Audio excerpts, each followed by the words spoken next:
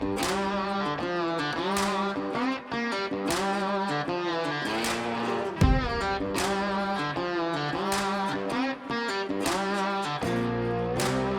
we have so many folks coming out with highly specialized sets of skills and a lot of real world experience, right?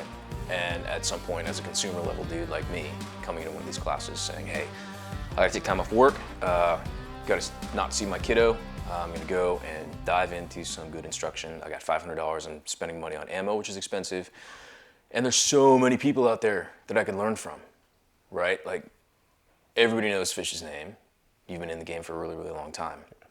Let's talk about relevancy, right? Like, one of the prevailing themes that we've had, because we've done a couple of these interviews today, is just kind of like, hey man, yeah, a lot of it is just fundamentals. Like you're just joking off camera a couple seconds ago. It's like, oh, what? Put the dot there, press the trigger right, do things like basic and do it well, right? That's it. Right. So how are you connecting with students? What's the Steve Fisher brand of magic that keeps people coming back? You know, I think a lot of it comes down to longevity, right? Like, been in the game for a long time. There's name branding, there's association, brands you may work with over the years that will associate with those people as well, guns they may already have or gear. There's all those little things, right? Everybody has some kind of deal with that.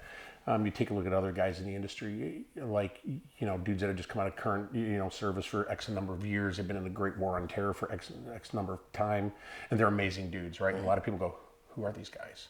You know, they've never heard their names, and it's because they're new to this. And that's the thing, right? Dudes need to look into everybody, right? It's not just me. It's not just John. It's just not Chuck or Bill or whoever.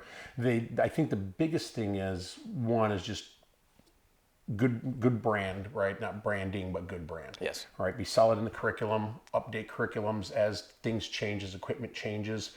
Getting ahead of that is the big thing, right? So being on the front half of that instead of the back half on it, and trying to play catch up and do this overhyped marketing BS about something. And that's kind of part of it, right? It's a little bit being smarter than the industry as a whole to a degree, right? Kind of seeing the trends and the flows that are coming in. Everything is circular, right? Everything we've seen, you've been around a long time. A lot of these guys have. It's like, oh man, did you see this latest thing so-and-so's doing? I'm like, yeah, here's a picture of it from 2008 when you were 9 years old. Yeah. So settle down, right? So old is new and new is old, and it's all just a big circular thing here. But keeping up with things, looking, observing, seeing what the students' needs are, taking a lot of notes from the classes that you have every year. It's one thing I do after every class. I'll flesh out a whole bunch of notes, like what was the issue with these students, or this gear, or what were they trying to accomplish, or what was this department looking at, and why are we here? And then we figure all those things out. And then you go back to those notes in the downtime, like whenever that is, because it almost doesn't exist anymore. So it's like, no, you know, December-ish time frame. You get going through the notes, you're scrolling through stuff, and then you start fleshing things out, right? And I was talking this the other night with a buddy of mine in the industry, and they're like, how do you manage this stuff? I said, because I have notes going back to 2007. Yeah. Right? There's that file folder. You look at stuff and you go, and then you see a pattern. Right. And it's very predictable. So that's basically it, right? You just got to look at what people need versus what they want. What do you think the trend is right now? Like, if you take a look, your data set for, like, say, the last 4 years, COVID notwithstanding, because I know that was a damper on everything, but, like, how are you... That was one of my busiest years. Was it really? All right. Wrong on my count. How so?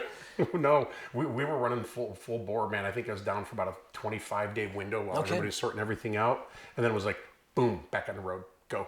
Get to work. Very nice. Yeah, it was actually good. It was actually good for business because people actually had time off from work. All right. And they could come out and trade more. All right. It was kind of a weird little flow of everything. When I look back at things to today, to let's say 10 years ago, 5 years ago, like today's current trend is speed. Right? Everybody wants fast. Everybody wants these go fast, magical, and that's awesome, right? Nobody's willing to apply enough time to get to where their instructor may be in that level, right? There's plenty of fast dudes out there. You know, JBS, Nick from Velux, Scott, all these other dudes, right? They're all fast. Great. But how do you get them there when the students aren't willing to apply outside of the class to get there, right? And there is a crew, a core of individuals that is willing to, like everything else, right? Everybody wants to run a marathon until it's time to run the marathon. For sure. So it's the practice, right? So looking at, you know, those things. So today, you know, speed is on top of the radar right now. Everybody wants to go fast. We saw this 10 years ago. So Now we're coming back full circle to it, just a new crop of instructors and new guys doing it, which is awesome. And I applaud the work they do for it because it's great to see it and the effort and the energy they put into it. And then you have the other line level of students that are at a point where it's like, wow, I just need to learn to shoot this thing better because I've been living as a 5-yard sniper with this handgun for so long and I'm not even that good at it, right? So we have all these things. And then you have this other group of guys and gals that we're seeing that are coming into this with technology now, right? So red dots, they're new from about 1980. So again, right, so but this is new, they're better, they're smaller. I'm like, well, my first one on a pistol was in 1999, a Tasco Optima 2000 on a Smith 5906, right? So they're not new, it's just getting better and smaller. So we're seeing that group because now we're getting a group of shooters that are aging, the eyes have changed, they need something to help them, even though they're not, oh, my iron sights have never failed me. Well, that's cool, but your eyes have. Right. So then you see that. So it's a broad spectrum coming across the board, and then you have everybody with a carbine who wants to be an assaulter. Like, bro, it's a carbine. It's, you know, you can be that, but I don't know what you're really doing with the gun. Right. Oh, it's in my house. I'm like, cool. So we need to get you zeroed. We need to get you to understand mechanical offset. We need to get you to understand reloads and malfunction clearances, and you're good to go for what you're doing with that gun. Right. That would be an absolutely boring class. But it's part of it, right? So these identifying their needs, and that's the biggest thing. I dig it. Yeah. So what do they need? Like, so you got a class coming in here, right? Yeah. I mean, it's tough, right? Because I understand that there's variances and people are going to come here for different reasons, and everyone's got kind of preconceived notions in their head as to like, yeah, I'm going to go to Shooter Symposium. It's going to be more than fantasy band camp because I'm actually a serious, you know, student, or I'm a cop, or I'm a former military dude that, you know, is still doing X, Y, and Z. Like, are you gauging that on the fly when you see your students come in? Or do you just have like, this is what I'm teaching, this is how it's going to be? I have, like a lot of guys, like this baseline curriculum laid out, right? Like there's certain things I'd like to accomplish day 1, day 2, whatever the case is, 3-day, 1-day, 5-day class. And usually by the first opening volley of gunplay, it's out the window. It's done. Like there's all these points that I would love to get. And that's a big problem that I've seen. I won't say a problem, but it's a big thing with some of the younger guys in the game right now. They can't adapt curriculums on the fly well enough to meet all the needs of everybody. And this is from some classes that I've been in or I've observed, had students come back and forth through. And it's not a dig, it's just an experience at that level, right? It's because they're newer, they're younger, they don't get that. They have this curriculum that they know, they understand, they want to do. But when you look at the guys who've been in the game a long time, not just myself, but a lot of dudes, they're like, oh, we've identified this problem by lunch. We've identified this problem here in the first 3 hours. Yeah. And we're like, okay, everybody wants to shoot 300 yards with a rifle, but nobody can group at 100 yards because they've only been living at 7 yards with this gun. Or all these little issues, right? So we have to identify those and be able to flip the curriculum and keep everybody engaged and keep everybody happy. And that's an experience thing. So like this event at Symposium, we usually gauge a pretty good group of shooters, right? They're usually higher functioning, higher level. And again, there's also some that show up that are newer. So, you know, I may get, you know, 5 dudes that are like, yeah, but this is my first red dot. Well, okay, cool. We can make this work for everybody with this information package that may come up for them or their department or their agencies. So it's all a variable again, but it's understanding it through like the first opening couple of, you know, relays, or even like the first opening volley of stuff where you see guys and you do specific exercises and you go, got to work cut out for us today. Yeah. You know, so it's everywhere like this, but not every class is like that. But here again, you know, we usually expect and we usually see a higher level functioning student. So it's not as bad, but out on the road, yeah, it could be different. You know, honestly, it is absolutely different. Yeah. And we see a lot of variables again. So obviously an experienced teacher, timing grade is absolutely a thing. And it's not to poo-poo anything that you're seeing from some of the younger generation that's coming up, but in terms of value added, having some of, like, I wouldn't say like legacy dudes, but dudes that have just been in the game and have seen it and have been around the block a few times, it definitely assists in terms of creating that quality product. It's really a good thing. Like myself and some other guys, you know, we had the luxury of coming up under guys like Cirillo. We had Louis Auerbach. We had Pat Rogers. We've still got Clint Smith. Yep. Right. We had some of the other guys from the gun sight era that are instructors that came out of other places and schools with them. We've lost a lot of them. Like ultimately we have. You know, I've been lucky enough to work under a lot of those dudes and do things with them besides courses, from either hanging out in their house and just relaxing and understanding it. You know, Ken Hackathorn, he's another one. You know, all these guys, all this legacy is there and all this information is there. And when you look at what they were doing, It's nothing different than what we're doing today. It's just in a different format. It's absolutely the same. Guys are like, oh no, it's different. Like, yeah, they had a leather holster and a 1911, bro, and they were really good with that stuff, right? It's just like when guys get into this whole thing of this tactic or this technique or this gun's the best for that, and you go, yeah, I don't know how these guys were doing it in the 30s, fighting out with guys with BARs and Tommy guns with revolvers. Like, stop it, and shotguns. Like, just stop, right? So applications of fundamentals. Sure. Being better and understanding those fundamentals and applying those when you need to do so. And that's all there is. It's just being better in your fundamentals. There is no magic to shooting any of these guns. There's no difference in a red dot versus iron sights. You can just see one better. There's no difference between your M4 other than it being shorter than your M16A1 musket gun. It still does the same exact thing. My 870 versus my Benelli. Right. It's still just a simple tool that you need to master its use, be really good with it, and learn how to keep the gun running, but know when to use the gun. There's nothing different and exciting. Yeah. Who are you looking to for inspiration? Like, if you're seeing like some of the new generation that's out there, or some of your contemporaries are like, yeah, this dude, that's awesome. This dude's that's a able to great dissect question. this stuff. I look at stuff like that. So one is John Mocha Bear. Okay. Like, awesome dude, great cat. I think he is one of the most underutilized instructors in the industry, and I've said this a couple of times on camera once before. I feel like he has a lot to offer, right? And he does a lot of stuff in the background of the industry, product development, design stuff. Ultimately, like, I've had him as a student and a friend. He's a great dude, solid instructor.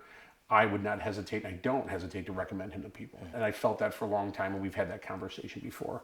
Other guys that, people are seeing around on the net, again, the guys over at Velix, Nick, great dude. He's quick with a gun. He's an outstanding shooter. They've got some really good stuff, and there's stuff that people question, right? Because they're new, they're on the scene, the kids are good, they're fast with a gun. I mean, super fast, and they dedicate a lot of time, effort, and energy into that craft because that's what they're doing. The other is JBS, right? Those dudes he's doing a great job on stuff too. When I look at those guys, like, those are the two that I would watch. Like those two right now are guys that I would watch it for speed and performance. Like, those are the guys that I would go to. While I may not agree with certain things, like they wouldn't agree with things that I do or XYZ does, it doesn't matter, right? What they're doing is they're putting out a good, solid product on performance level that may not equate to the SWAT dude, but it applies to the guy who's going to go for his Grandmaster status or his GM status or this status, right? So context. Yeah. Right. Context in the program is big, right? It absolutely is. So, and that's awesome. And I like watching the product those guys are putting out. I'm trying to think of who else right now that's kind of, I mean, there's a whole crop like every year, right? Somebody else shows up. There's always a new kid on the block, and this is not the time to really start a new business in this industry. It is not. But those two are solid. Some other guys that I start looking at, again, that I fall back to. It's like I look at Chuck Pressburg, right? Chuck's been a friend of mine for over a decade. Amazing dude, great background. Alex and the dudes at Ridgeline. I think right now they are putting on, probably outside of one or two other people, probably one of the best DMR, SPR, recce gun, whatever you want to call it this week, courses. The guys to really look at, though, coming up as well in the sniper side of the house program, long range gun, is the guys over at Bruiser Industries, Joe Dawson and John JR. Retired LAPD SWAT just recently.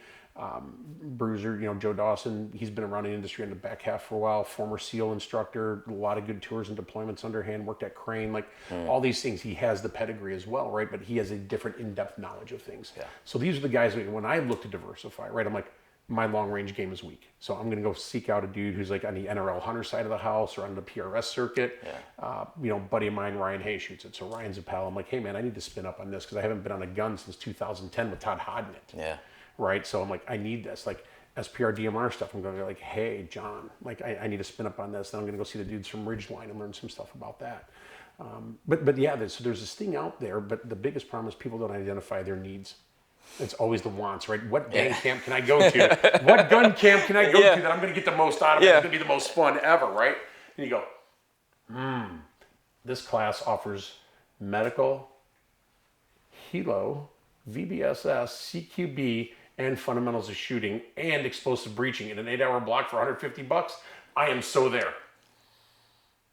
I still want to find that class because it exists, and I'm going to find it. I'm going to take that damn thing because it looks great to me, Yeah, but ultimately, it's the students need to really discover and have a no ego bullshit time with themselves and say, this is what I really need to work on. These are what my deficiencies are. Yeah. These are the things that I want to learn about, and then just kind of prioritize them.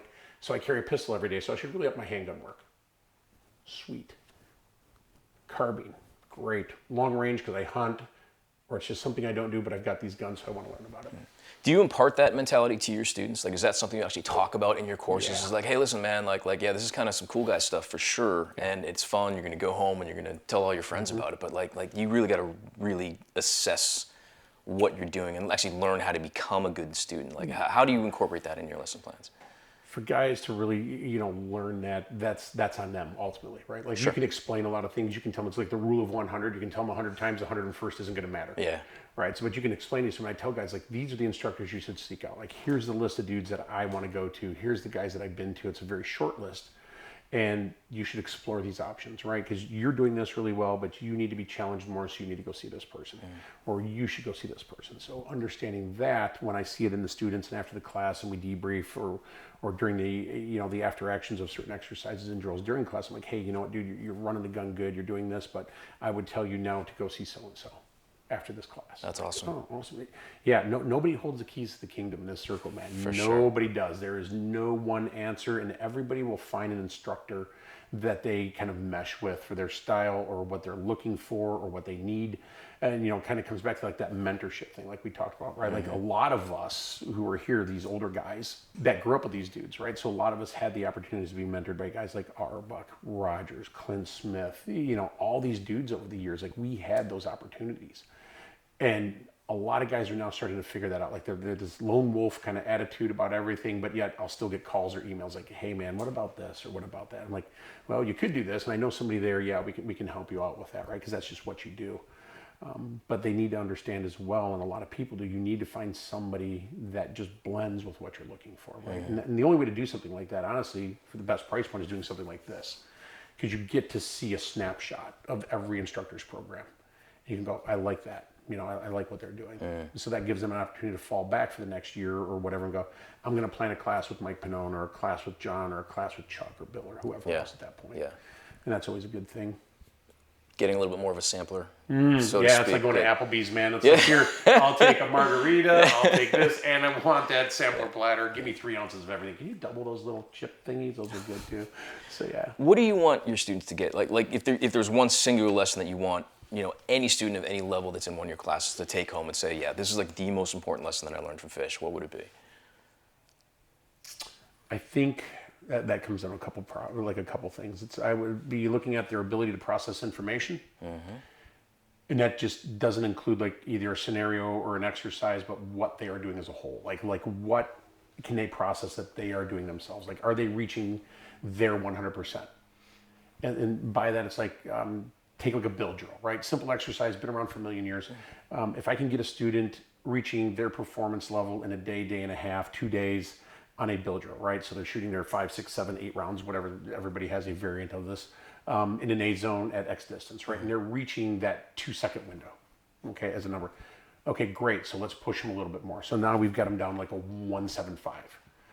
Awesome, right? All 6 are still there. And then the wheels fall off at 1.5, right? They're gone. 3 rounds are out. Oh my God, world is ending. It's fine. But now they've reached their 100%. So now they know, hey man, it's like my 1 3/4 seconds from draw to 6 rounds, blah, blah, blah, blah, blah. That's their 100%. So they've now found that, and now they need to develop from the things they've learned in my class, somebody else's class, and apply those things to find their true next 100%. So always striving to get that next. So they're 100%, maybe 75, but that 75% is their true 100% right now. So that's self-discovery, right? And having that adult learning time to self-discover things, not just being instructed to do something. So I look for that.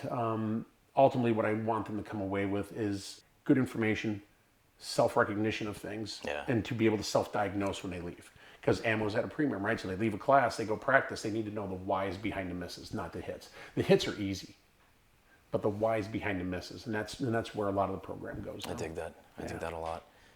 Awesome, man. It's good seeing you. It's really good to see you too. Wow, It's been, man. well,